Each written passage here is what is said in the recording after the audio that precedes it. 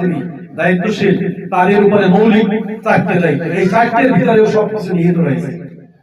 এক নম্বর হচ্ছে সালাত অর্থাৎ নামাজের সমাজ প্রতিষ্ঠা করবে, অর্থনৈতিক ভিত্তি হবে যাকাত ভিত্তিক, এবং সমাজের যাবতীয় ভালো কাজের আঞ্জাম দিবে, ভালো কাজ করার জন্য সে নির্দেশ দিবে, ভালো কাজগুলো বাস্তবায়ন করবে, আর সমাজ থেকে সকল ধরনের অন্যায় অপরাধ জুলুম সকল কাজকে সমাজ থেকে বিতাড়িত করে দিবে।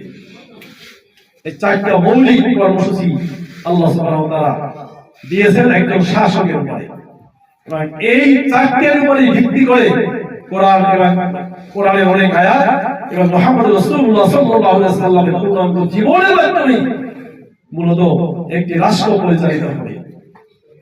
এভাবে যেন একটি আগামী দিনে বিগত 54 বছরের যে বাংলাদেশ তার পরিবর্তন যেন আমরা একটি বৈষম্য মুক্ত একটা মানবিক বাংলাদেশ প্রতিষ্ঠা করতে পারি, যেখানে মানুষের অধিকার প্রতিষ্ঠিত হবে, ন্যায় এবং ইনসাফ প্রতিষ্ঠিত হবে।